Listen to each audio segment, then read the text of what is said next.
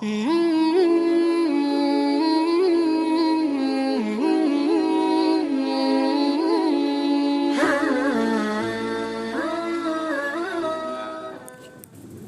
سيئات أعمالنا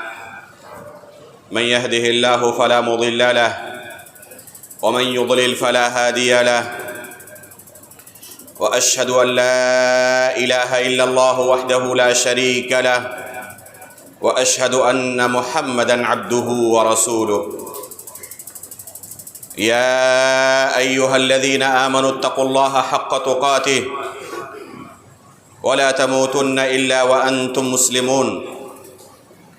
يا أيها الناس اتقوا ربكم الذي خلقكم من نفس واحدة وخلق منها زوجها وبث منهما رجالا كثيرا ونساء واتقوا الله الذي تساءلون به والأرحام إن الله كان عليكم رقيبا يا أيها الذين آمنوا اتقوا الله وقولوا قولا سديدا يصلح لكم أعمالكم ويغفر لكم ذنوبكم ومن يطع الله ورسوله فقد فاز فوزا عظيما أما بعد فإن أصدق الحديث كتاب الله وأحسن الهدي هدي محمد صلى الله عليه وسلم وشر الأمور محدثاتها وكل محدثة بدعة وكل بدعة ضلالة وكل ضلالة في النار. قال الله عز وجل في كتابه الكريم الذين آمنوا ولم يلبسوا إيمانهم بظلم أولئك لهم الأمن وهم مهتدون. وقال عز وجل لإيلاف قريش إيلافهم رحلة الشتاء والصيف فليعبدوا رب هذا البيت الذي أطعمهم من جوع وآمنهم من خوف. وقال النبي صلى الله عليه وسلم من أصبح آمنا في سربه معافا في جسده عنده قوت يومه فكأنما حيزت له الدنيا بحذافيرها. انتہائی قابل قدر مشائخ کرام، معزز حاضرین جمعہ، بزرگان دین و ملت،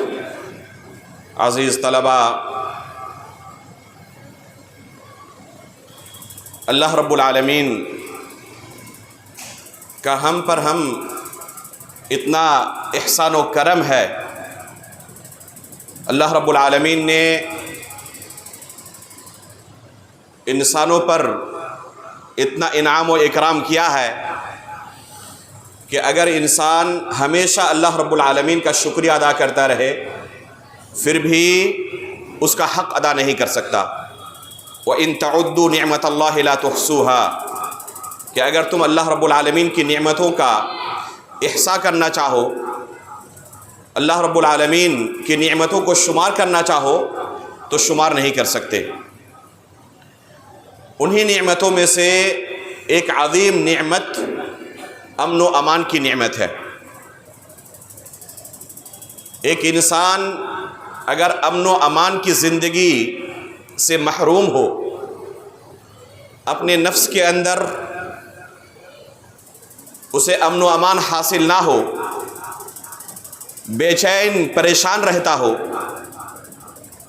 اپنے گھر کے اندر اسے سکھ چین حاصل نہ ہو، گھر کے باہر سماج اور معاشرے میں اور اس ملک کے اندر جس میں وہ رہ رہا ہو، اور اسی طرح پوری دنیا کے اندر، تو اس سے بڑی بدنصیبی اور محرومی شاید کوئی دوسری چیز نہیں. امن و امان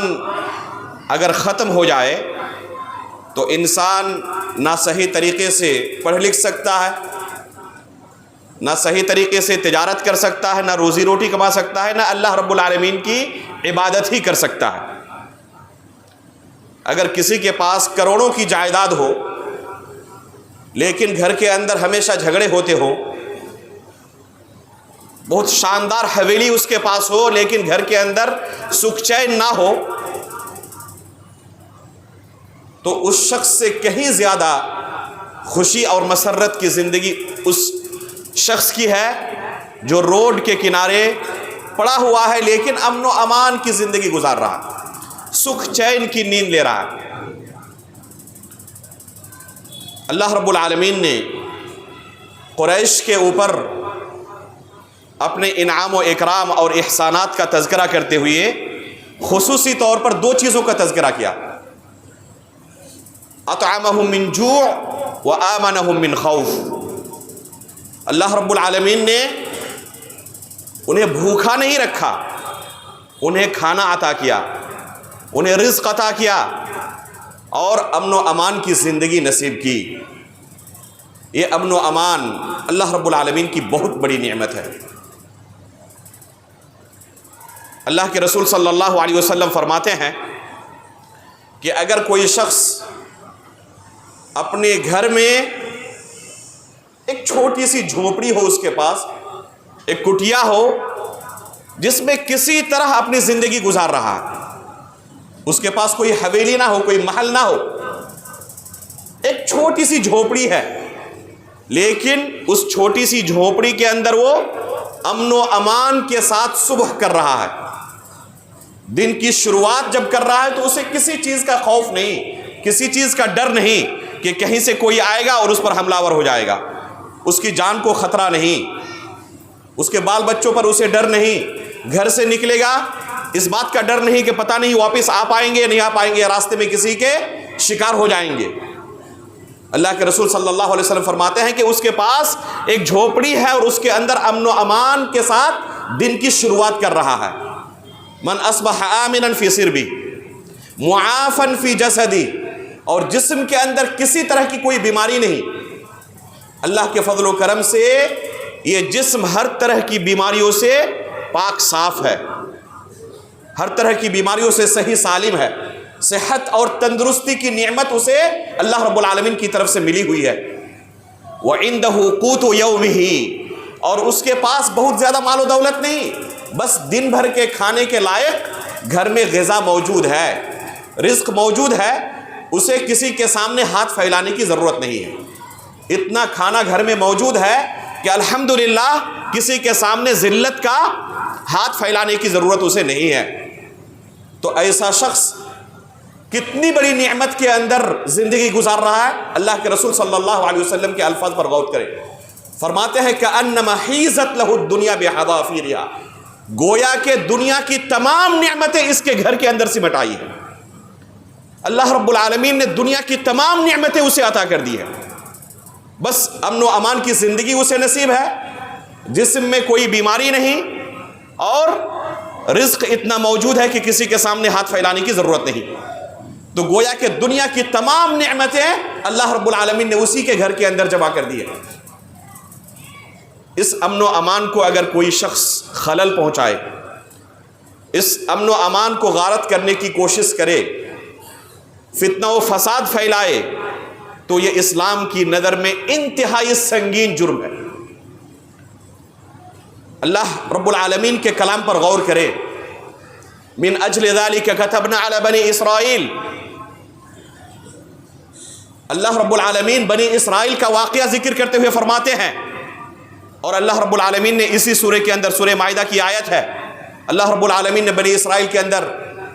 کس طرح قتل و غارت گری ہوئی اور کیسے اس کی شروعات ہوئی اس کا تذکرہ کیا ہے۔ اور اس کے بعد اللہ رب العالمین کیا فرماتے ہیں، من قتل نفسا بغیر نفس او فساد فی الارض فکأنما قتل الناس جميعا، اگر کسی نے کسی نفس کو قتل کر دیا بغیر کسی نفس کے بدلے میں، یعنی قصاص کے بدلے میں قتل نہیں کیا، ایک معصوم نفس کو اگر کسی نے قتل کر دیا، فساد پھیلانے کے مقصد سے اگر کسی نے کسی معصوم کو قتل کیا ہے، فَكَأَنَّمَا قَتَلَ النَّاسَ جَمِيعًا، تو گویا کہ اس نے پوری انسانیت کو قتل کر ڈالا۔ یہاں نفس عام ہے، اسے کسی مذہب اور دھرم کے ساتھ مقید نہیں کیا گیا ہے۔ کوئی بھی نفس ہو بحیثیت انسان، بحیثیت نفس وہ محترم ہے، اور اسے بلا کسی سبب، بلا کسی وجہ کے قتل کرنا اسلام کی نظر میں پوری انسانیت کا قتل کرنا۔ اسی کے بالمقابل ومن احیاها فکأنما احیا الناس جميعا، اگر کسی نے کسی کو زندگی دی، کسی کو زندگی بخشی، تو گویا کہ پوری انسانیت کو اس نے زندہ کر ڈالا۔ اسی مقصد سے آپ دیکھیں گے اللہ کے رسول صلی اللہ علیہ وسلم کی احادیث جو فتنوں سے متعلق ہے، جن احادیث کو امام بخاری رحمہ اللہ نے کتاب الفتن کے اندر اور امام مسلم رحمہ اللہ نے کتاب الامارہ کے اندر ذکر کیا ہے، رسول اللہ صلی اللہ علیہ وسلم فرماتے ہیں کہ مستقبل میں تمہارے ایسے ایسے حکمراں آئیں گے جو تم پر ظلم و ستم کریں گے، ہر طریقے سے تمہیں پریشان کرنے کی کوشش کریں گے، تمہارا حق چھینیں گے، تم حقدار ہوگے، تمہارا حق چھین کر اپنے رشتہ داروں کو، اپنے قریبی لوگوں کو دے دیں گے، اور ایسی صورت میں ان کے یہاں تم بہت سارے منکرات دیکھو گے۔ خود ان کی زندگی منکرات کے اندر گزر رہی ہوگی، زنا، شراب، چوری، ڈکیتی، ہر طرح کی برائی ان کی زندگی میں پائی جائے گی۔ بلکہ صحیح مسلم کے اندر ایک روایت میں ہے کہ وہ رعایا پر اس قدر ظلم کریں گے کہ ان کا مال چھین لیں گے، مال آپ کا ہے لیکن وہ آپ کا مال چھین لیں گے، آپ کے پیٹھ پر کوڑے برسائیں گے۔ اللہ کے رسول صلی اللہ علیہ وسلم کے صحابہ پوچھتے ہیں اللہ کے رسول ایسی صورت میں ہمارے لیے کیا نصیحت ہے، کیا کریں ہم؟ تو رسول اللہ صلی اللہ علیہ وسلم نے کیا فرمایا کہ اسمع واطع للامیر، تمہارے جو امیر ہوں، تمہارے جو حکمراں ہوں، ان کی اطاعت کرتے رہنا، ان کے خلاف خروج و بغاوت نہ کرنا، لوگوں کو نہ بھڑکانا۔ کیوں؟ کیا ہوگا اس سے؟ اتنے ظلم و ستم کے باوجود ان کے خلاف آخر آواز کیوں نہ اٹھائیں؟ اللہ کے رسول صلی اللہ علیہ وسلم نے کیوں منع کیا؟ اس وجہ سے کہ اس آواز اٹھانے کا نتیجہ اچھا نہیں ہوگا۔ وہ پہلے سے ظالم ہے، ان کے پاس پوری فورس ہے، عدالت ہے، کورٹ ہے، کچہری ہے، سب کچھ انہی کے ہاتھ میں ہے، انہیں کوئی روکنے والا نہیں، ان کے یہاں دین نام کی کوئی چیز نہیں، اللہ رب العالمین اور رسول اللہ صلی اللہ علیہ وسلم کے احکام کی کوئی پابندی نہیں۔ تو ایسی صورت میں اگر کوئی ان کے خلاف آواز بلند کرے تو کیا یہ چپ چاپ ان کی آواز سنتے رہیں گے؟ ظاہر سی بات ہے کہ نہیں، یہ ان کے خلاف طاقت استعمال کریں گے، اور اس طریقے سے ناحق لوگوں کا خون بہے گا، فساد زمین پر برپا ہوگا۔ اللہ کے رسول صلی اللہ علیہ وسلم نے ایک بڑے فساد کو روکنے کے لیے اس چھوٹے فساد کو، اس ظلم و ستم کو قبول کرنے کے لیے صحابہ اکرام کو مشورہ دیا کہ اسے قبول کر لینا، صبر کر لینا، اور جو ان کے حقوق ہیں وہ حقوق ادا کرتے رہنا، اپنے حقوق اللہ رب العالمین سے طلب کرتے رہنا، لیکن ان کے خلاف خروج و بغاوت نہ کرنا، صرف اس وجہ سے تاکہ زمین کے اندر فتنہ و فساد برپا نہ ہو، زمین کے اندر امن و امان قائم رہے۔ کب تک ان کی اطاعت واجب ہے؟ حتی تروا کفرا بواحا عندکم من اللہ فیہ برہان۔ صحیح بخاری کی روایت ہے کہ یہاں تک کہ اگر وہ کفر بواح کا ارتکاب کرنے لگے، ایسے اعمال اور عقائد کا ارتکاب کرنے لگے جن کے بعد کسی طرح کا کوئی ادنا شک و شبہ نہیں باقی رہ جاتا کہ یہ اب اسلام ترک کر چکے ہیں، مرتد ہو چکے ہیں، عندکم من اللہ فیہ برہان، اللہ رب العالمین کی دلیل تمہارے پاس واضح ہو، ایسی صورت میں صرف ان کی اطاعت اب واجب نہیں رہ جاتی، لیکن کیا اس کے باوجود بھی ان کے خلاف خروج و بغاوت کا حکم دیا اللہ کے رسول نے؟ نہیں، یہ بھی مصلحت اور مفسدت کے تحت ہے، اور عمومی مصلحت یہ ہے، اسلام کا قاعدہ یہ ہے کہ امن و امان کو کسی بھی طریقے سے نقصان نہ پہنچایا جائے، امن و امان قائم رکھی جائے۔ عثمان غنی رضی اللہ تعالیٰ عنہ کے آخری زمانے کو یاد کریں، بلوائیوں نے ان کا محاصرہ کر لیا، اور یہ بہت بڑی تعداد میں نہیں تھی۔ اللہ کے رسول صلی اللہ علیہ وسلم نے اپنی آخری زندگی میں عثمان غنی رضی اللہ تعالیٰ عنہ کو وصیت کی تھی، اور پہلے ہی خبر دے دی تھی جنت کی خوشخبری دینے کے ساتھ ساتھ کہ عثمان غنی رضی اللہ تعالیٰ عنہ اپنی زندگی میں ان فتنوں کے شکار ہوں گے، ان کی زندگی میں فتنہ برپا ہوں گے، اللہ کے رسول صلی اللہ علیہ وسلم نے ان سے عہد لیا تھا کہ ایسے موقع پر اپنے عہدے اور منصب سے برطرف نہ ہو، استعفیٰ نہ دیں، کیونکہ اس سے فتنہ و فساد برپا ہوگا۔ اگر ایک حاکم وقت لوگ ان کے خلاف مطالبہ کریں کہ ہمیں یہ حاکم نہیں چاہیے، اور ان کی بات سن کر یہ عہدہ اور منصب وہ ترک کرتے رہے، تو کبھی بھی دنیا کے اندر امن و امان قائم نہیں ہو سکتا۔ دنیا کے اندر امن و امان قائم کرنے کے لیے ضروری ہے کہ لوگ ایک حاکم کی اطاعت میں رہیں۔ تو اللہ رب العالمین نے قرآن کریم کے اندر اور رسول اللہ صلی اللہ علیہ وسلم نے اپنی احادیث کے اندر امن و امان کے قائم رکھنے پر حد سے زیادہ زور دیا۔ اس امن و امان کو غارت نہ ہونے دیا جائے۔ یہ امن و امان قائم رہے گا تو لوگ آزادی کے ساتھ اللہ رب العالمین کی عبادت کر پائیں گے، لوگوں کو اللہ رب العالمین کا دین سکھایا جائے گا، لوگوں تک، اللہ رب العالمین کے بندوں تک جو اللہ رب العالمین کے اس دین سے واقف نہیں ہے، ان تک اسلام کی دعوت پہنچائی جائے گی۔ لیکن امن و امان ہی اگر قائم نہ ہو تو یہاں پر ہر چیز مفقود ہو جاتی ہے، اور ایک انسان دانے دانے کے لیے ترس جاتا ہے۔ ان ممالک کو دیکھیں جن ممالک کی حال آج ہماری نظروں کے سامنے ہے۔ چند سالوں پہلے تک کس قدر پوری دنیا کے اندر اپنی مثال آپ تھے، دنیا کے کونے کونے سے لوگ ان ممالک کے زیارت کے لیے آتے تھے، ٹورسٹ پلیس کے طور پر پوری دنیا میں مشہور تھے یہ، اور آج ان کی حالت یہ ہے کہ دانے دانے کو ترس رہے ہیں۔ تو اس فتنہ و فساد کا انجام کبھی بھی اچھا نہیں ہوتا۔ اللہ رب العالمین نے یہ حکم دیا کہ اگر کوئی شخص کسی نفس کو قتل کرتا ہے تو گویا کہ پوری انسانیت کو قتل کر رہا ہے۔ آج اسلام کے اوپر الزام لگایا جاتا ہے کہ اسلام غیر مسلموں کے قتل کا حکم دیتا ہے۔ یہ اسلام پر ایک دم سفید جھوٹ ہے کہ صرف اسلام کسی کو غیر مسلم ہونے کی وجہ سے قتل کی اجازت دیتا ہے یا قتل کا حکم دیتا ہے، بلکہ اسلام نے جو جہاد کا بھی حکم دیا ہے، اسلامی جہاد کو اگر کوئی شخص اچھی طریقے سے سمجھ لے تو کبھی بھی اسلام پر یہ الزام نہیں عائد کر سکتا کہ اسلام صرف کفر کی وجہ سے، کسی کے اسلام قبول نہ کرنے کی وجہ سے اسے قتل کرنے کا حکم دیتا، بلکہ غیر مسلم اپنے دین پر باقی رہتے ہوئے بھی اسلام کی نظر میں محترم ہے، اور اس کا خون صرف اس وجہ سے حلال نہیں ہو جاتا کہ وہ کیا ہے، اسلام کو قبول نہیں کرتا اور کفر کو اختیار کرتا ہے، صرف اس وجہ سے اس کا خون حلال نہیں ہو جاتا، بلکہ اسلامی نظام جہاد کو آپ دیکھیں،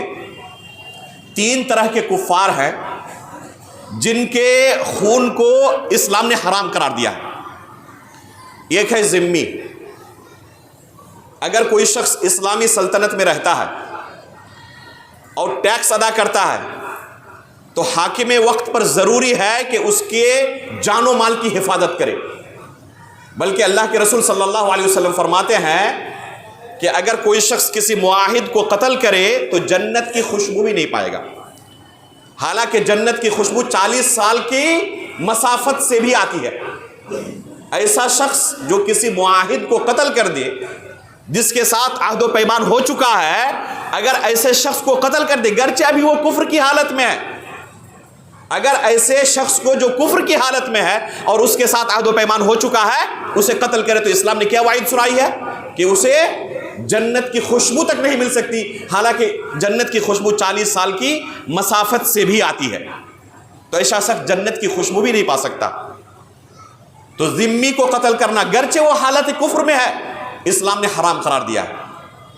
جو کہتے ہیں کہ اسلام صرف غیر مسلموں کو قتل کرنے کا حکم دیا ہے، تو یہاں پر ذمی کو قتل کرنا حرام کیوں قرار دیا؟ کیونکہ اس شخص سے امن و امان کے غارت ہونے کا ڈر نہیں رہتا، یہ امن و امان کو نقصان نہیں پہنچاتا۔ دوسرا، اگر کوئی مستأمن ہو، مستأمن مطلب کسی کے ساتھ ایگریمنٹ ہو چکا ہو، کسی کو ہم نے امان دیا ہو، تو اسے قتل کرنا حرام ہے۔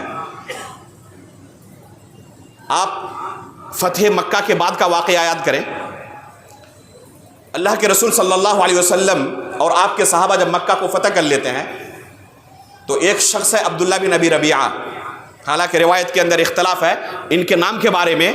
لیکن اقرب الی الصواب لگتا ہے کہ عبداللہ بن ابی ربیعہ رضی اللہ تعالیٰ عنہ۔ عبداللہ بن ابی ربیعہ آج تک مسلمانوں کے سخت خلاف تھے اور مسلمانوں کو کافی نقصان پہنچایا تھا۔ یہ پناہ لیتے ہیں ام ہانی رضی اللہ تعالیٰ عنہ کے یہاں۔ ام ہانی ایک خاتون ہیں اور انہیں پناہ دیتے تھے۔ انہی کے بھائی علی رضی اللہ تعالیٰ عنہ ان کے پیچھے پڑ جاتے ہیں کہ میں تو انہیں قتل کروں گا، میں مانوں گا نہیں، کسی بھی صورت میں انہیں مجھے قتل کرنا ہے، کیونکہ بہت نقصان پہنچایا انہوں نے، بہت تکلیفیں دی انہوں نے۔ ام ہانی رضی اللہ تعالیٰ عنہ اللہ کے رسول کے پاس پہنچ جاتی ہیں اور کہتے ہیں اللہ کے رسول میں نے فلاں شخص کو امان دی ہوئی ہے اور یہ آپ کے چچا زاد بھائی علی بن ابی طالب رضی اللہ تعالیٰ عنہ کو دیکھیں، یہ میرے امان کو قبول نہیں کر رہے اور اسے قتل کرنے کے لیے ان کے پیچھے پڑے ہوئے ہیں۔ تو اللہ کے رسول صلی اللہ علیہ وسلم کیا فرماتے ہیں؟ اجرت من اجرت یا ام ہانی، اے ام ہانی جسے آپ نے پناہ دیا ہے میں اسے خود پناہ دیتا ہوں، اب دیکھو کون آ کے قتل کرتا ہے۔ ایک ایسا شخص جنہوں نے زندگی بھر مسلمانوں کے خلاف تلوار اٹھائی اور ایک خاتون کے پناہ دینے کی وجہ سے اللہ کے رسول صلی اللہ علیہ وسلم اسے پناہ دیتے ہیں اور اس کے قتل سے منع کرتے ہیں۔ اسے قتل کرنا جائز نہیں کیونکہ اسے امان حاصل ہو چکا ہے۔ اگر کسی کو امان حاصل ہو چکا ہو تو اسلام کی نظر میں اس کا قتل کرنا حرام ہے، گرچہ وہ حالت کفر میں ہو۔ آپ یاد کریں بئر معونہ کا واقعہ جس میں 70 صحابہ اکرام کو ظالموں نے دھوکے سے قتل کر ڈالا تھا، ایک صحابی بچ گئے تھے عمرو بن امیہ الضمری رضی اللہ تعالیٰ عنہ۔ جب وہ وہاں سے واپس آئے اور ان کے تمام ساتھیوں کو قتل کر ڈالا ہے ان ظالموں نے، ایک صحابی بس ان 70 میں سے بچ گئے تھے۔ عمرو بن امیہ الضمری واپس آتے ہوئے دیکھ رہے ایک تالاب کے کنارے دو لوگ سوئے ہوئے ہیں۔ انہیں ایسا لگا کہ ان قاتلوں کے ساتھ ان دونوں کا تعلق ہے، انہوں نے ہمارے ساتھیوں کو قتل کیا ہے، یہ سوچ کر ان دونوں کو قتل کر ڈالا کہ اپنے ساتھیوں کا میں انتقام لے رہا ہوں۔ بعد میں پتا چلا کہ اللہ کے رسول صلی اللہ علیہ وسلم کی طرف سے ان کے پاس امان موجود تھا۔ مدینہ آ کر اللہ کے رسول کو اپنے ساتھیوں کی قتل کی خبر دیتے ہیں، ساتھ میں ان سے جو غلطی ہو گئی اس کی بھی خبر دیتے ہیں کہ اللہ کے رسول میں نے دو لوگوں کو قتل کر ڈالا، یہ سوچ کر کہ وہ قاتلوں میں سے ہیں،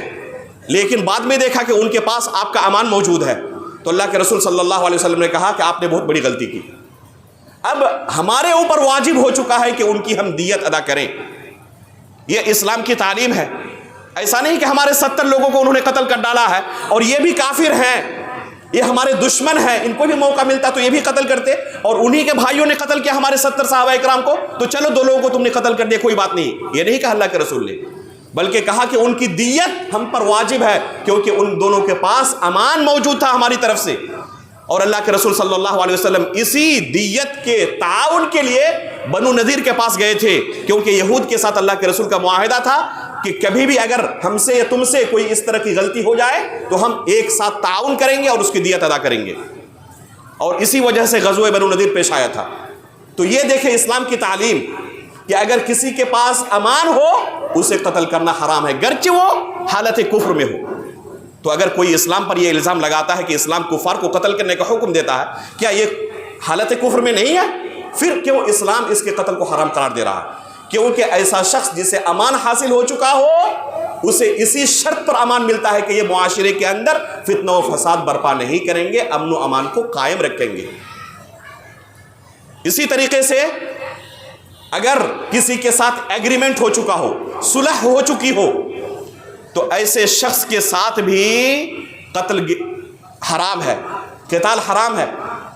اللہ کے رسول صلی اللہ علیہ وسلم نے مکہ والوں کے ساتھ ایگریمنٹ کیا تھا، صلح حدیبیہ مشہور ہے، اور اللہ کے رسول صلی اللہ علیہ وسلم اس صلح پر آخری وقت تک باقی رہے، حالانکہ بہت سارے لوگ اسلام قبول کر کے اللہ کے رسول کے پاس آ رہے تھے،